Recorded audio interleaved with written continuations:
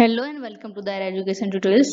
तो आज जो है हम टीजीटी मैथ में जो है हिंदी में किस तरह के क्वेश्चंस पूछे जाते हैं इसके बारे में डिस्कस करेंगे। वैसे आमतौर पर देखा गया है कि टीजीटी मैथ में हिंदी के क्वेश्चन ज़्यादा डिफिकल्ट नहीं होते हैं। उनका पैटर्न काफ़ी हद तक सेम होता है और अगर आपको जो है अच्छे मार्क्स जो है स्कोर करने हैं तो आपको सभी सब्जेक्ट्स को इक्वली लेवल पर उसके लिए प्रिपरेशन तैयार रखनी पड़ेगी। तो हिंदी में हमारा पहला क्वेश्चन है कि 61 से 64 हमें जो है व्याकरण शुद्ध वाक्य को चुनकर लिखना है, यानी कि हमें वो सेंटेंस ढूंढने हैं जिन जो एक मीनिंगफुल सेंटेंस हो और कंप्लीट सेंटेंस हो। तो हमारा पहला सेंटेंस है, मेरी सहेली का नाम गीता है। ये बिल्कुल सही सेंटेंस है। मेरी सहेली नाम गीता है, ये एक इनकम्प्लीट और मीनिंगलेस सेंटेंस है। मेरी सहेली नाम गीता है ये भी गलत है। मेरी सहेली के नाम गीता है, सहेली है तो एक इंसान का एक ही नाम होगा, ये तो बिल्कुल ही गलत है। तो हमारा पहला यहाँ पर सही है कि मेरी सहेली का नाम गीता है।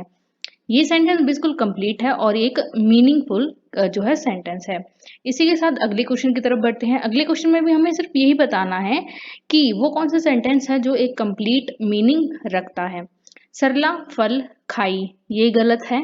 सरला फल खाई, ये भी गलत है। सरला ने फल खाया, ये बिल्कुल सही है और बिल्कुल कंप्लीट सेंटेंस और इसका एक मतलब भी बनता है। सरला यहाँ पे संज्ञा है और उसके द्वारा क्रिया की जा रही है कि सरला ने जो है फल खाया, फल खाने की क्रिया यहाँ पर हो रही है।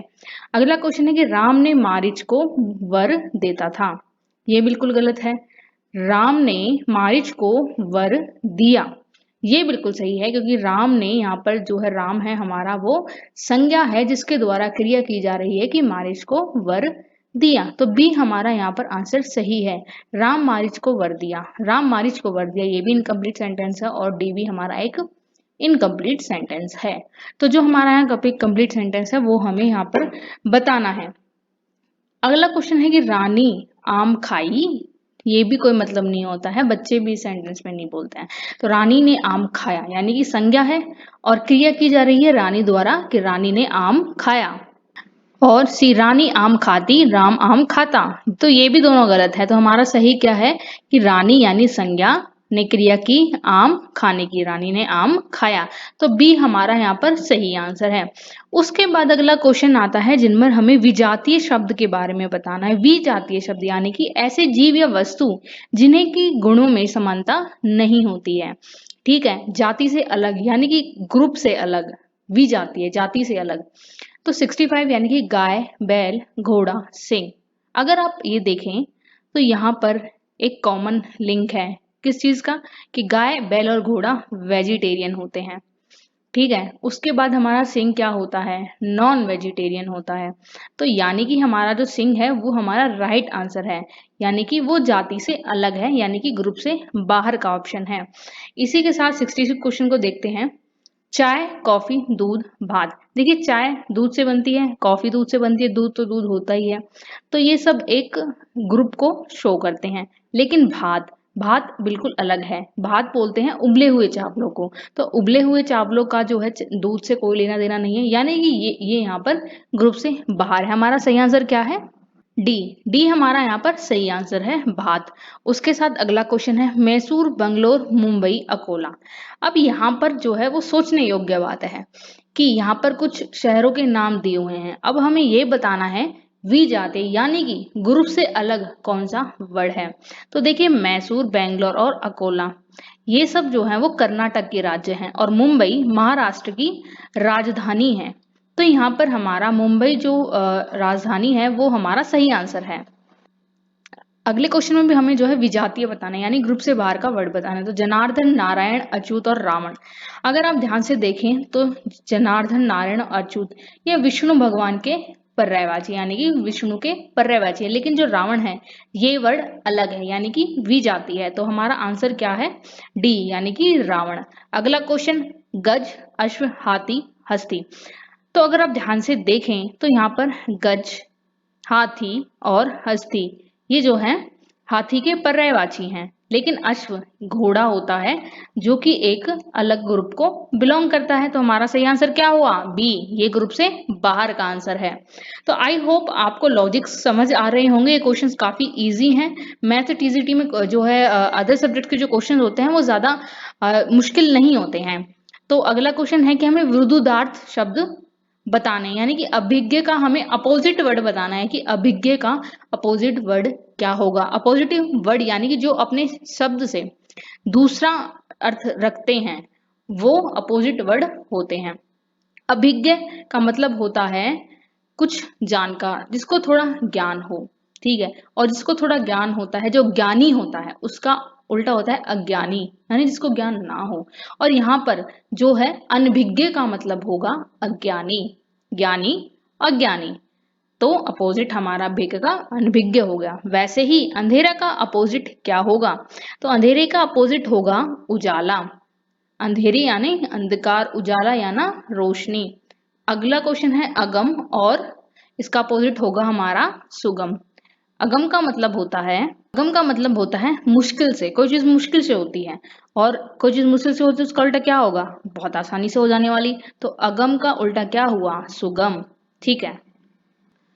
आयात का अपोजिट हमें बताना है निर्यात। आयात यानी कि देश के बाहर से जो चीजें अपने देश में लाई जाती हैं वो आयात होती हैं, और जो चीजें देश के बाहर ले जाई जाती हैं वो निर्यात होता है। इसके बाद जो अगला क्वेश्चन है वो हमारा है उचित। उचित का अपोजिट वर्ड क्या होगा? अनुचित। उचित यानी कि सही, और सही का उल्टा होता है गलत, और गलत को हम अनुचित कहते हैं। तो अगला क्वेश्चन है इनमें सही विन्यास का शब्द क्या है, यानी कि इनमें से कौन सा वर्ड करेक्ट हिंदी लिखा हुआ है, यानी कि हिंदी के रूल्स के अकॉर्डिंग, हिंदी के नियमों के अकॉर्डिंग कौन सा वर्ड सही तरीके से लिखा हुआ है। तो यहाँ पर अध्ययन वर्ड्स को लिखने की कोशिश की गई है। तो अध्ययन जो शब्द होता है वो इस तरीके से लिखा जाता है, यानी कि सी हमारा सही आंसर है। और ये सब जो प्रयास है अध्ययन को लिखने के वो बिल्कुल गलत साबित हुए हैं।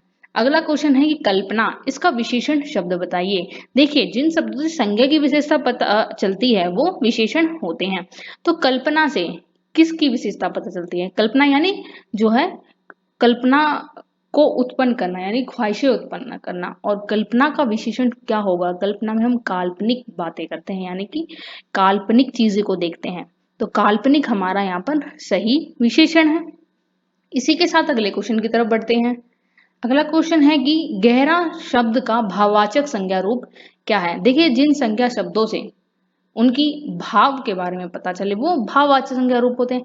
गहरा जो वर्ड हमें शब्द हमें यहाँ दिया गया है उससे किस भाव का पता चलता है? उससे पता चलता है कि किसी चीज की गहराई बताई जा रही है। तो हमारा सही आंसर यहाँ पर है गहराई। अगला क्वेश्चन है लड़की शब्द का बहुवचन रूप, यानी कि जिन शब्दों से हमें कई सारी चीजें होने का, यानी एक से अधिक चीजें होने का पता चले वो बहुवचन होते हैं। और लड़की का प्लूरल वर्ड होगा लड़कियां। तो हमारा सही आंसर है यहाँ पर बी। तो यहाँ पर जो है हमें मात्राओं का ध्यान देना पड़ेगा। अब मैथ टीजीटी से हैं तो मैथ जो है मात्राओं के बारे में ज्ञान होना अच्छे से काफी पॉसिबल नहीं है, लेकिन हमें एग्जाम क्लियर करने के लिए ये क्लियर होना जरूरी है। हमारा अगला क्वेश्चन है कि बकरी शब्द का पुल्लिंग रूप क्या है? देखिए जिन शब्दों से जाति का पता चले वो पुल्लिंग या स्त्रीलिंग हो सकते हैं। पुल्लिंग यानी कि पुरुष जाति का पता चलता है, स्त्रीलिंग यानी जिनसे स्त्री जाति का पता चले। तो बकरी शब्द का पुल्लिंग रूप क्या होगा? बकरी एक स्त्रीलिंग शब्द है, इसका पुल्लिंग शब्द क्या होगा? इसका पुल्लिंग शब्द होगा बकरा, ठीक है। तो यहाँ पर हमारा अगला क्वेश्चन है कि सही शब्द से खाली जगह भरिए। तो हमारा क्वेश्चन है कि राम डैश लड़का है। तो यहाँ पर वैसे कायदे से आना है कि राम अच्छा लड़का है। तो अच्छे एक लड़का है, अच्छे वर्ड जो है प्लूरल वर्ड के लिए, बहुवचन वर्ड के लिए ये यूज नहीं, अच्छा ये वर्ड यूज होगा। अच्छा तो बी हमारा यहाँ पर सही आंसर है। अच्छी स्त्रीलिंग शब्द के लिए यूज किया गया, ये भी नहीं होगा अच्छा, और ये शब्द ही गलत है। तो हमारा सही आंसर हुआ अच्छा। तो इसी के साथ जो है हिंदी का लेक्चर खत्म होता है। मैथ टीजीटी में ज्यादा हार्ड क्वेश्चन मैथ्स के बारे में पूछे नहीं जाते हैं, लेकिन लॉजिक्स के हिसाब से अगर आप इसको अटेम्प्ट करने की कोशिश करें तो बहुत ही कम समय में आप हिंदी को कवर कर सकते हैं। तो थैंक्स फॉर वॉचिंग, और अगर आप चैनल पर नए हैं तो चैनल को सब्सक्राइब जरूर कर दीजिए कि इतना वैल्यूएबल कंटेंट हम आपको प्रोवाइड कर रहे हैं, तो आपके यह फर्ज बनता है कि आप इसे सब्सक्राइब जरूर करें। तो थैंक्स फॉर वॉचिंग।